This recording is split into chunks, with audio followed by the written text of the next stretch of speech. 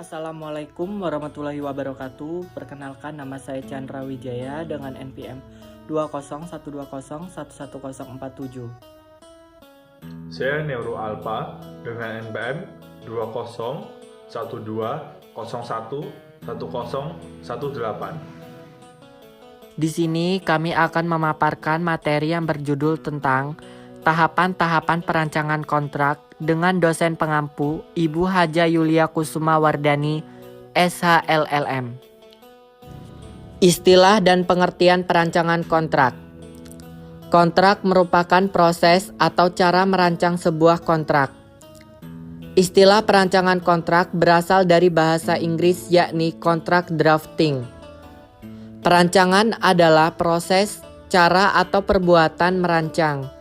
Sedangkan kontrak adalah hubungan hukum antara dua orang atau lebih berdasarkan kata sepakat untuk menimbulkan akibat hukum, hak, dan kewajiban. Jadi, perancangan kontrak adalah mengatur dan merencanakan struktur, anatomi, dan substansi kontrak yang dibuat oleh para pihak. Struktur kontrak adalah susunan dari kontrak yang akan dibuat atau dirancang oleh para pihak. Anatomi kontrak adalah berkaitan dengan letak dan hubungan antara bagian-bagian yang satu dengan bagian yang lainnya. Substansi kontrak merupakan isi yang akan dituangkan dalam kontrak yang akan dirancang oleh para pihak. Substansi kontrak ada yang dinegosiasi oleh para pihak dan ada yang telah ditentukan secara sepihak oleh salah satu pihak. Kontrak semacam ini disebut dengan kontrak baku, yaitu standar kontrak. Asas-asas hukum dalam perancangan kontrak. Dalam buku 3 KUH Perdata dikenal 5 asas hukum, yaitu asas konsensualisme, asas kebebasan berkontrak, asas pacta sunt servanda atau asas kepastian hukum, asas itikat baik, dan asas kepribadian. Namun, dari kelima asas tersebut, yang berkaitan erat dengan perancangan kontrak hanyalah asas kebebasan berkontrak dan asas pacta sunt servanda atau asas kepastian hukum. 1. Asas kebebasan berkontrak. Asas kebebasan berkontrak diatur dalam ketentuan pasal 1338 ayat 1 KUH Perdata yang berbunyi, semua perjanjian yang dibuat sah berlaku sebagai undang-undang bagi mereka yang membuatnya. Asas kebebasan berkontrak adalah suatu kontrak yang memberikan kebebasan para pihak untuk 1. Membuat atau tidak membuat perjanjian. 2. Mengadakan perjanjian dengan siapapun. Yang ketiga, menentukan isi perjanjian, pelaksanaan, dan persyaratan. Yang keempat, menentukan bentuk perjanjian yaitu tertulis atau lisan.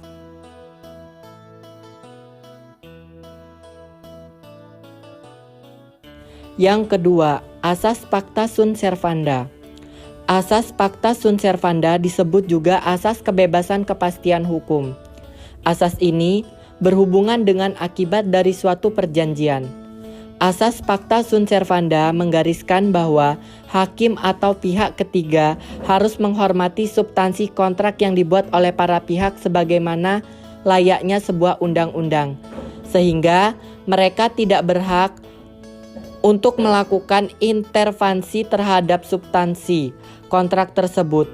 Asas ini dapat disimpulkan dalam pasal 1338 ayat 1 KUH Perdata yang berbunyi, semua perjanjian yang dibuat sah berlaku sebagai undang-undang. Sumber-sumber perancangan kontrak. Sumber hukum dari perancangan kontrak yang berasal dari undang-undang adalah sumber hukum yang berasal dari peraturan perundang-undangan yang dibuat oleh pemerintah atas persetujuan DPR. Di antaranya, 1. KUH Perdata. A. Buku ketiga KUH Perdata tentang perikatan, khususnya pasal 1338 ayat 1. B. Buku keempat KUH Perdata tentang pembuktian dan daluarsa, khususnya dari pasal 1865 sampai dengan pasal 1894 yang berkaitan dengan pembuktian dan tulisan. Yang kedua, Undang-Undang Nomor 18 Tahun 1999, yaitu Pasal 1 Ayat 5 dan Pasal 22. Yang ketiga, Pasal 10 Ayat 2 dan Pasal 11 sampai dengan Pasal 17. Undang-Undang Nomor 4 Tahun 1986 tentang hak tanggungan atas tanah serta benda-benda yang berkaitan dengan tanah.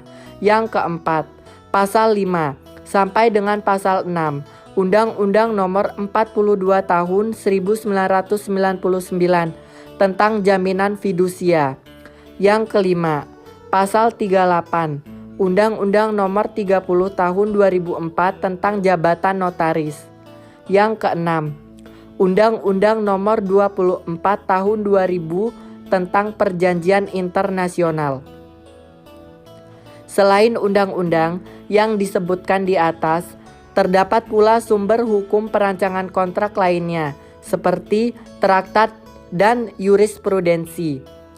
Traktat adalah suatu perjanjian yang dibuat antara dua negara atau lebih dalam bidang keperdataan, sedangkan jurisprudensi merupakan produk yudikatif yang berisi kaidah atau peraturan hukum yang mengikat pihak-pihak yang berperkara.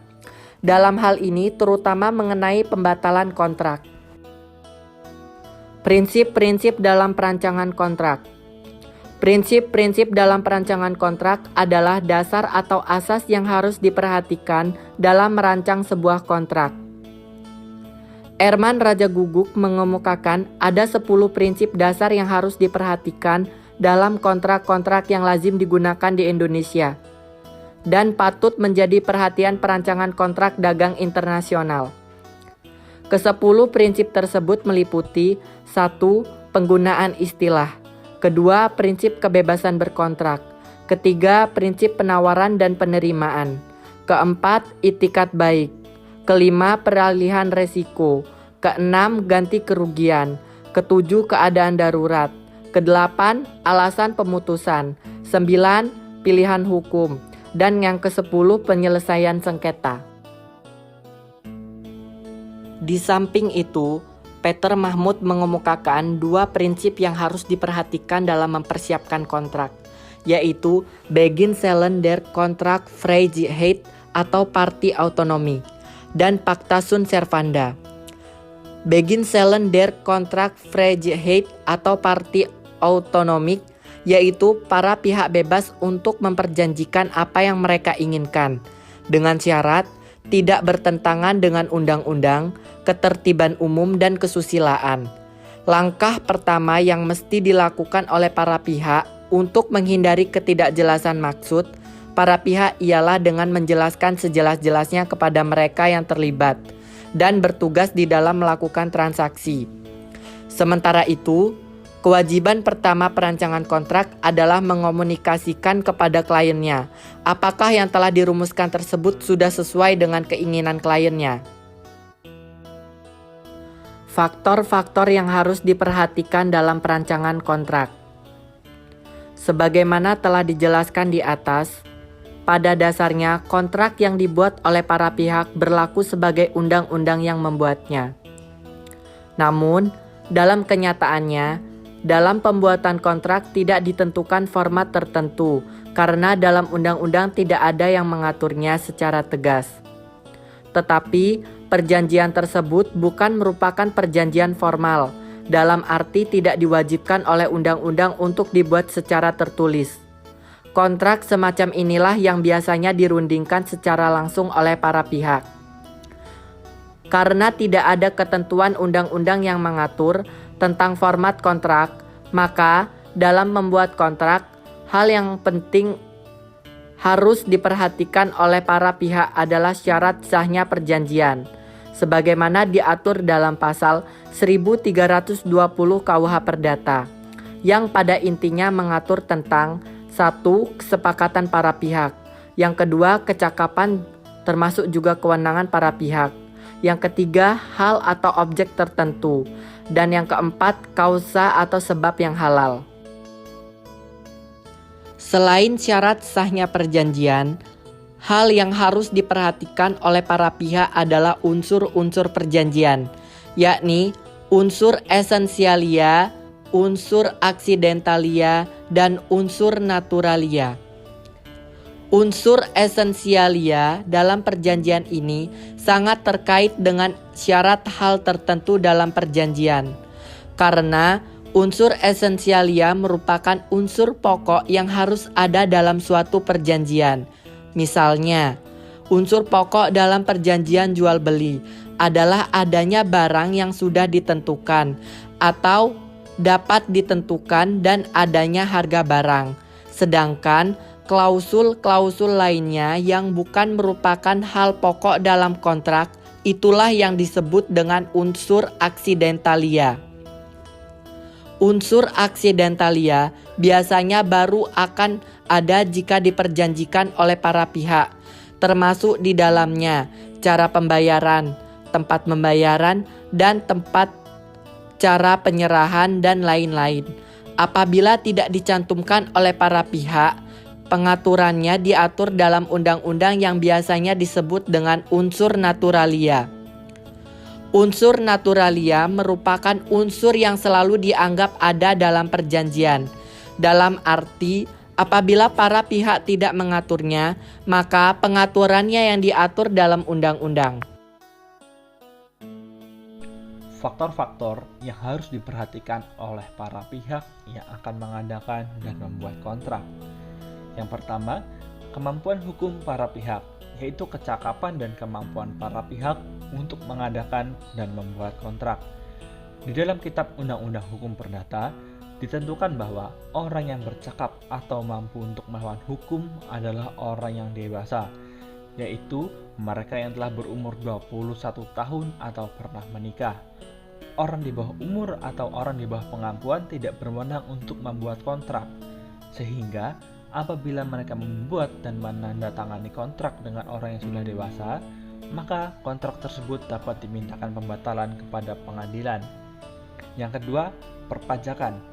Pada dasarnya, di dalam setiap kontrak yang dibuat oleh para pihak mengandung kewajiban yang untuk membayar pajak kepada negara, baik itu pajak penghasilan, bea perolehan hak atas tanah dan bangunan, serta bea materai. Pengenaan pajak ini disesuaikan dengan objek kontrak. Yang ketiga, alas hak yang sah, yaitu peristiwa hukum yang merupakan dasar penyerahan barang seperti tukar-menukar, jual beli, dan sebagainya. Yang keempat, masalah keagrariaan. Perancang kontrak juga harus memperhatikan masalah-masalah yang berkenaan dengan hukum agraria apabila objek kontrak atau perjanjian berupa tanah atau semacamnya. Pemahaman mengenai keagrariaan berkaitan dengan transaksi yang objeknya tanah karena sudah menjadi pengetahuan umum bahwa pada dasarnya semua orang dapat memiliki hak atas tanah. Yang membedakannya adalah jenis hak atas tanah yang boleh dimilikinya. Yang kelima ada pilihan hukum. Dalam suatu kontrak yang berlaku secara internasional, pilihan hukum menjadi sangat penting dalam perancangan kontrak. Istilah pilihan hukum adalah terjemahan dari bahasa Inggris, choice of law, yaitu pilihan yang berkaitan dengan hukum apakah yang akan digunakan jika terjadi suatu sengketa antara para pihak. Yang keenam, penyelesaian sengketa. Perjanjian tidak selalu dapat dilaksanakan sebagaimana mestinya.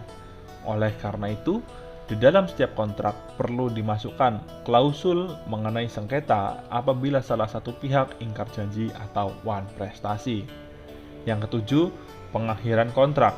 Di dalam pasal 1266 Kitab Undang-Undang Hukum Perdata ditentukan bahwa tiap-tiap pihak yang akan mengakhiri kontrak harus dengan keputusan pengadilan yang mempunyai yurisdiksi atas kontrak. Ketentuan ini bertujuan untuk melindungi pihak yang lemah. Yang kedelapan, bentuk perjanjian standar. Perjanjian standar atau biasa disebut dengan standar kontrak adalah perjanjian yang ditentukan oleh satu pihak dan dituangkan dalam bentuk formulir. Tahap-tahap perancangan kontrak. Hikmahanto Juwana mengemukakan bahwa terdapat 7 tahap dalam perancangan kontrak, khususnya dalam kontrak bisnis, yang meliputi kesepakatan para pihak, pembuatan kontrak, penelaahan kontrak, negosiasi perancang kontrak, penandatanganan kontrak, pelaksanaan serta sengketa. Namun, di dalam pandangan ini dirasa kurang lengkap karena tidak menganalisis pada tahap prakontraktual berupa penawaran dan penerimaan, sehingga harus dilengkapi dengan menjadikan penawaran dan penerimaan sebagai tahap pertama sebelum adanya kesepakatan para pihak. Dalam pandangan lain disebutkan bahwa secara sistematis terdapat 3 tahap dalam perancangan kontrak di Indonesia, yaitu yang pertama ada tahap pra-perancangan kontrak. Tahap pra-perancangan kontrak merupakan tahap sebelum kontrak dirancang serta disusun. Sebelum kontrak disusun, terdapat 4 hal yang harus diperhatikan oleh para pihak yang meliputi identifikasi para pihak. Identitas para pihak harus jelas dan para pihak harus memiliki kewenangan hukum untuk membuat kontrak sebagaimana ditentukan di dalam pasal 1330 Kitab Undang-Undang Hukum Perdata. Selain itu, hal ini penting untuk mengetahui para pihak yang benar-benar mempunyai full power sebagai representatif dari suatu perusahaan yang bonafide atau tidak. Selanjutnya, penelitian awal aspek terkait. Pada dasarnya, pihak-pihap yang membuat kontrak berharap bahwa kontrak tersebut dapat menampung semua keinginan yang menjadi hakikat kontrak tersebut secara terperinci dan jelas. Perancangan kontrak harus menjelaskan hal-hal yang tertuang di dalam kontrak yang bersangkutan, konsekuensi yuridis, serta alternatif lain yang mungkin dapat dilakukan. Dalam penelitian ini pula diteliti dalam beberapa aspek yang berkaitan dengan kondisi politik dalam negeri para pihak, sistem hukum, dampak sosial, serta aspek ekonomi. Kemudian ada pembuatan Memorandum of Understanding atau yang kita kenal dengan MOU. Pembuatan Memorandum of Understanding merupakan nota kesepahaman yang dibuat oleh para pihak sebelum kontrak itu dibuat secara terperinci. Memorandum of Understanding ini memuat berbagai kesepakatan para pihak di dalam berbagai bidang, seperti bidang investasi, pasar modal, pengembangan pendidikan, kesepakatan dalam bidang ekonomi, dan lain-lain. Yang terakhir ada perundingan atau negosiasi. Negosiasi mempunyai kedudukan dan peranan yang sangat penting di dalam perancangan kontrak, karena di dalam tahap ini merupakan tahap untuk menentukan objek serta substansi kontrak yang akan dibuat oleh para pihak. Negosiasi dengan perundingan lunak banyak dilakukan di lingkungan keluarga, antara sahabat dan sebagainya, yang bertujuan untuk membina hubungan yang baik. Adapun negosiasi dengan perundingan keras sering menemui kebuntuan lantaran adanya tekanan serta ancaman, terutama pada situasi di mana perundingan keras saling bertemu. Yang kedua ada tahap perancangan kontrak.